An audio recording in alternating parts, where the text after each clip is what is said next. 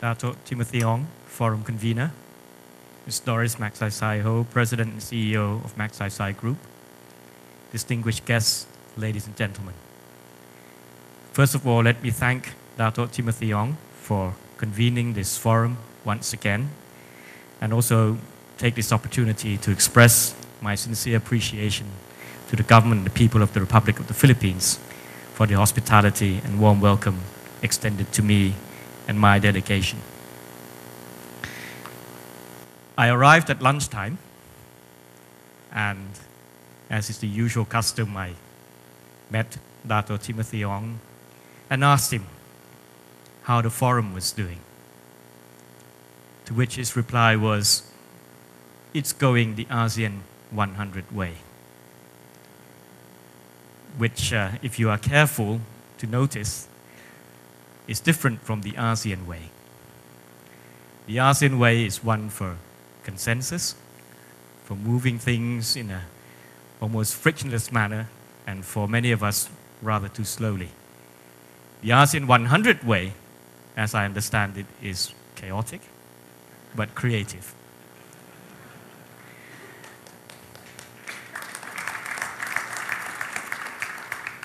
And I detect that after 8 years or 9 years, and this is the 8th such forum, there continues to be both optimism and also pessimism. Optimism in the sense that I'm sure that all of us who are here wish not only to talk about One ASEAN, but to make One ASEAN happen. And those of you here around the room certainly have the influence and the clout to move things that way. But for the first time, Timothy actually expressed some pessimism over lunch. He said to me that he was beginning to despair in terms of what is happening, not just in ASEAN, but around the world. And so he asked me a very important question. He asked me whether I still believe that politics can make a difference. To which my reply was, I can reassure you, Timothy, governments can still inflict a lot of damage.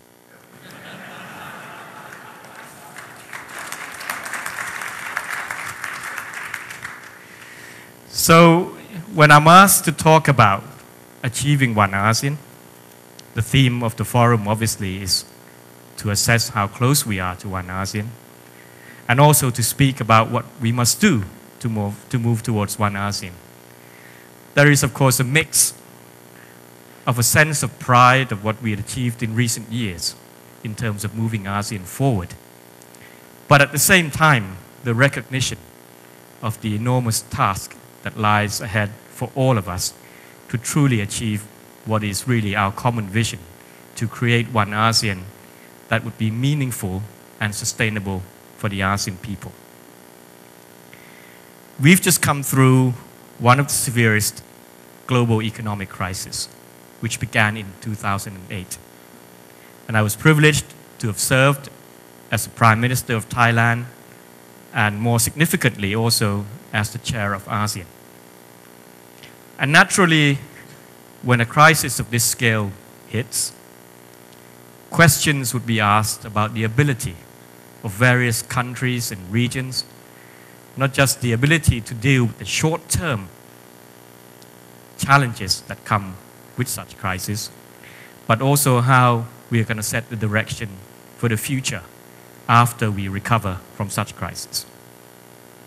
And I must say that as chair of ASEAN, I enjoyed working with my colleagues, leaders around the region, and also enjoy representing ASEAN at the G20 summit meetings to steer ASEAN out of the crisis, and what I would say in a way that could provide models for other regions also. For instance, while many countries, many regions talk about the need to resist protectionist measures, I think that ASEAN went one better. We didn't just talk about not taking on or adopting protectionist measures, but actually as a group of 10 nations, we managed to conclude over 60 agreements related to trade and investment liberalizations during that period. We also show that the coordination of macroeconomic policies and also the creation of a regional mechanism, such as the multilateralization of the Chiang Mai Initiative, could point the way forward for the way regions can help countries and the global economy to cope with the volatility. And of course, following the G20 meetings and stimulus packages by both developed and developing countries, the crisis was contained and the global economy at least seemed to be quickly back on track and to the path of recovery. And East Asia, including ASEAN, became one of the regions that achieved the most remarkable recovery and also became the center of the attention of the world. So in 2010, the region registered a record economic growth amongst the highest in the world, which means that we could be satisfied with such a positive outlook. It also contributed to the expansion of the East Asia Summit to include now such powers as the United States and Russia. And to my surprise, when I attended the ASEAN meeting, European countries' economies were expressing an interest to join the East Asia Summit, which for me rather stretches the definition of East Asia somewhat. But the newfound attention and attraction of East Asia clearly reflects our potential, which was demonstrated during the latest crisis. But having said all this, it is also clear that we cannot afford to be complacent.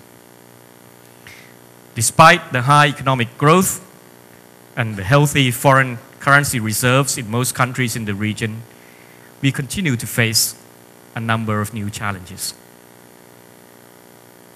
High and volatile oil prices, rapidly rising food prices in recent months in particular, continued economic difficulties in the US and Europe with high unemployment, low growth, and rising inflation, social unrest in the Middle East and Africa, and more frequent and less predictable natural disasters, despite the fact that Timothy managed to get the dates of this forum to squeeze in between the two typhoons. And we continue to see that the world is now dominated by drastic headlines, such as mountains to climb. August was nerve-wracking, September and October will be no better. The world on the brink of meltdown. Bank of China stopped trading forwards and swaps with several European banks. Ratings downgrade for US and Italian banks, and so on. So for those of us who felt we fixed the crisis of 2008, we now begin to wonder whether we are hitting yet another downturn of the economic cycle, and wonder about mechanisms or policies such as quantitative easing by the US Treasury and Bank of Thailand, whether they can actually work this time around. But instead of asking what went wrong, I think the crucial question for us to ask ourselves is whether we've done enough and what more do we need to do. We have to be frank that there are a number of fundamental issues, such as flaws in the global financial system, that have not been sufficiently addressed. What has happened to the long overdue global financial architecture?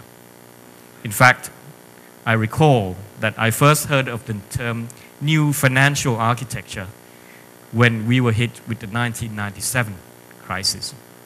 And this term, of course, was quietly forgotten until the 2008 crisis hit us again. And of course, what is happening with the Doha development agenda promised by the G20. All these issues, of course, were discussed at the G20 meetings and many other fora. But it was also clear that once the economy started to recover, these items on the agenda became second priority and didn't receive enough attention certainly not the degree that they deserve. And unless and until we are prepared to be honest with ourselves and start making hard decisions on long-standing global governance issues, the problems will not go away. And crises will continue to resurface. And this is, in fact, one of the key lessons that we learned in this region from the economic crisis of 1997. So in order to address the systemic crisis in the global financial system, we need concerted effort and global solutions. And ASEAN, as well as ASEAN +3 or +6, or it may be +8 in the near future, will need to play a role in contributing, shaping and managing the roadmap to the realization of the new global financial and economic order. And that is why it is so important for ASEAN to continue to deepen and broaden its regional cooperation and integration so that our voices are heard and the challenges in the global governance system are addressed. Of course, we have set out a vision to integrate our economies towards a community in 2015. Incidentally, that is now less than 4 years' time. But even the vision that we've set out and the commitments that we have made are not enough. One of the things that I think this forum always debates on is whether our peoples are sufficiently aware that they are part of the ASEAN community or the ASEAN organization. Which is why one of the key things that we have tried to push forward to the top of the agenda for ASEAN leaders is that we really have to make connections. And connectivity has become the main theme. And connectivity here means both hardware and software connectivity. And much remains to be done. On hardware, for instance, the ADB study on the infrastructure for seamless Asia between 2010 and 2020 says that Asia needs about $8 trillion investment in infrastructure still. Half of that for electricity, $2.5 trillion for transport, and $1 trillion for telecommunications, and $0.5 trillion for water and sanitation. And for ASEAN, 50 projects amounting to $47 billion, most of which are on energy projects and also for transportation projects, have also been identified to make sure that connectivity takes place. And according to the master plan on ASEAN connectivity, 2 flagship land transport infrastructure projects, namely the ASEAN Highway Network and the Singapore Kunming Rail Link, have been identified. The highway network are still missing over 5,300 kilometers, encompassing 6 member states, including Indonesia, Laos, PDR, Malaysia, Myanmar, the Philippines, Vietnam. The Singapore Kunming Rail links have 4,069 kilometers of missing links or links which need to be rehabilitated in 6 member countries, including Cambodia, Laos, PDR, Malaysia, Myanmar, Thailand, and Vietnam. And only about 2,300 kilometers of 8 gas pipeline interconnection projects are operating, half of what's included in the master plan. And the ASEAN Power Grid is also a flagship program which aims to help members to meet increasing demand for electricity and improve access to energy services by enhancing trade in electricity across borders, optimizing energy generation and development, and encouraging possible reserve sharing schemes.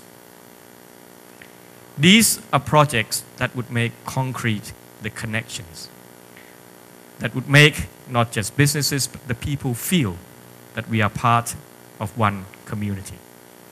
And clearly, given the scale of the projects that I have mentioned, we need to think hard about how to finance these projects. We will need to raise funds from both domestic and abroad, and from both public and private sources.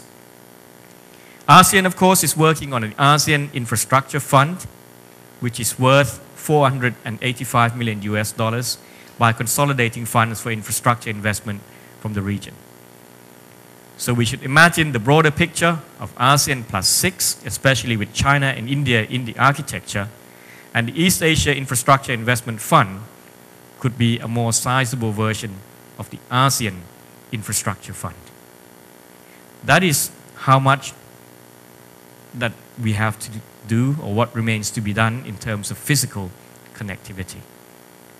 And I'm sure that while we recognize the needs, while we can agree on the projects, the real business of getting down to investment and identifying the financial sources and the rules for implementation remains to be agreed upon and implemented.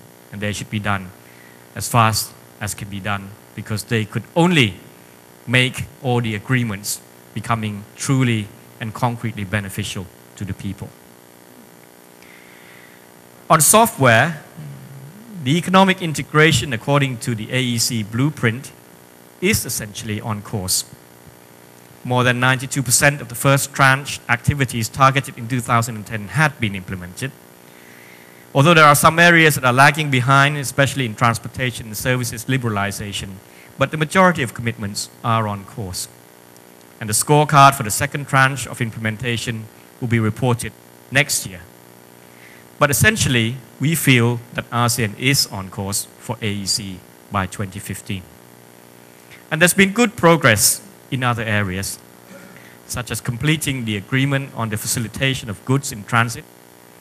And we should welcome the historical resolution of the Tanjong Pagar railway station issue between Malaysia and Singapore, which was announced by the two prime ministers on May the 24th last year, for Malaysia to move its railway station from Tanjong Pagar to the checkpoint and to create a joint venture to develop this 217 hectares of land owned by Malaysia. In fact, this dispute had prevented the two countries to agree on a common frontier post under Protocol 2 of the framework, and delayed the finalization of this protocol, which was meant to be completed in 1998. So this is an example that clearly illustrates the need for political will and solution to these very real and practical problems of achieving connectivity.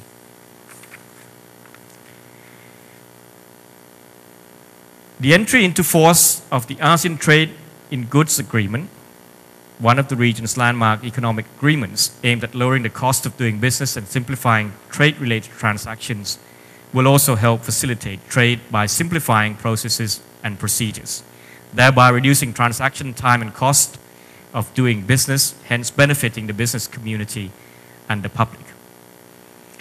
So while I think we have set out some clear agenda for achieving connectivity, it is clear that much remains to be done. But what's more important for me is that even if we do achieve these objectives, we go through with the agreements and commitments as we reach 2015. We may, of course, achieve the so-called AEC and the ASEAN community by 2015.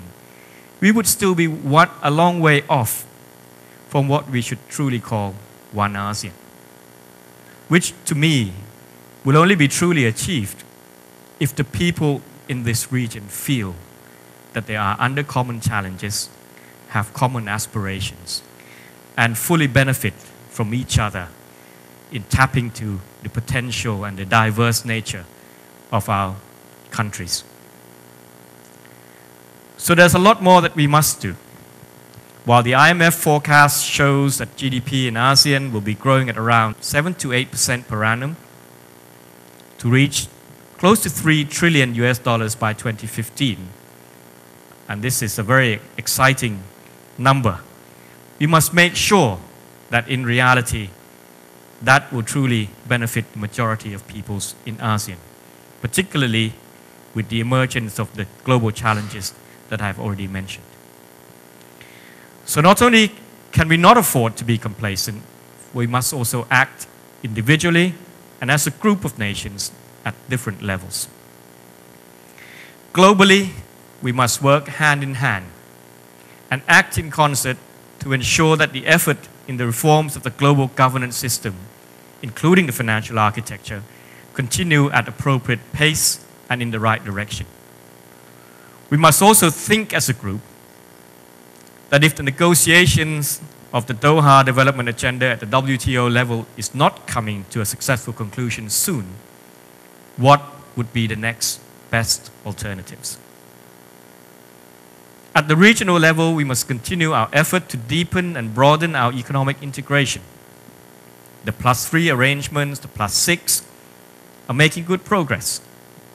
But the architecture, for instance, a talk of a possible free trade area for the whole of East Asia, in whatever form, under whatever name, is not yet finalized. We must also think of sub-regional arrangements as well as expanding our cooperations with South Asia. And in addition, we must, as a region, continue to implement self-help mechanisms such as the multilateralization of the Chiang Mai Initiative and others to ensure regional stability and to prepare ourselves for future volatility and uncertainty. And I'm not just talking about the economic issues, even on the issues of natural disasters, there is now plenty of room and potential for regional cooperation.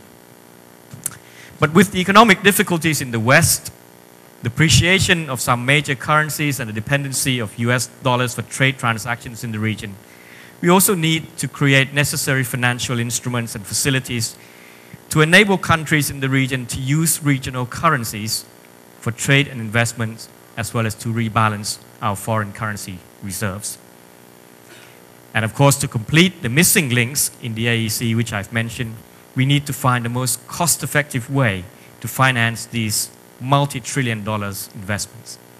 And that's where the private sector comes in, as governments alone do not have enough capacity to cope with these monumental undertakings. Perhaps we must also think as to how we take advantage of the financial flows from west to east. In other words, how can we channel the flows to the needed infrastructure projects in the region? And more importantly, how can the private sector be part and parcel of the solution and play a more proactive role in realizing the ASEAN connectivity? And finally, at the national level, we must ensure that our peoples will reap maximum benefits from the economic integration. I have referred to the hardware and software earlier when talking about the process and preparation for the AEC. But these things will be of no use if our peoples do not have knowledge and skills. And for decades, most private companies are so used to operating in a less competitive market in each individual country. They now need to change the mindset altogether. They must think of ASEAN 10 as one market and a production base. They must think of how to be part of supply chain while sustaining their competitive advantage. And they must be part of networks of leading companies in the region and spend more time exchanging ideas and sharing knowledge with their regional partners and counterparts. And as the regional architecture continues to evolve, the private sector needs to constantly change and adapt to the changing environment to stay ahead. I'm not really too worried about big corporations, who many of them are being represented here, but I have more concerns about the majority of businesses, which are the SMEs in the region. They are generally not equipped with sufficient financial and human resources, and indeed, in many national surveys, they see the process of integration in ASEAN more as a threat than as an opportunity. They are slower to adapt and still cannot withstand too much competitive pressure. And this is where governments in ASEAN need to pay attention to the most. Thailand is now pushing for the establishment of ASEAN Trade and Investment Center in each member country so that the essential information and assistance can be provided to small and medium-sized enterprises. And I hope that you will all agree with this idea, which will contribute to making this vision a reality. But finally, and perhaps most importantly, I feel that to achieve one ASEAN, we have to go beyond the realm of economies and governments. If our peoples are to be truly united in one ASEAN, it will be imperative for us to confront some issues that will be crucial for a sustainable, integrated ASEAN. Issues that will be needed to be addressed at the national level, perhaps with some guidance at the regional level. Issues ranging from democratic development to human rights, to the environment, to governance, and so on. And we should all begin to raise the awareness of our peoples and to move all of us towards this common vision and aspiration. No doubt, all the things that I have just said are easier said than done. And the region will continue to evolve and will be changing quickly in the next few years. There are both tremendous opportunities and many difficult challenges for governments and the private sector, notwithstanding the external uncontrollable uncertainties. But the time to act is now. And all stakeholders in governments and private sectors and other parts of society in member countries need to work in partnership and in concert to make not just the AEC 2015 a reality, but that we truly move towards a community that brings benefits and prosperity to our countries and all our peoples. Thank you.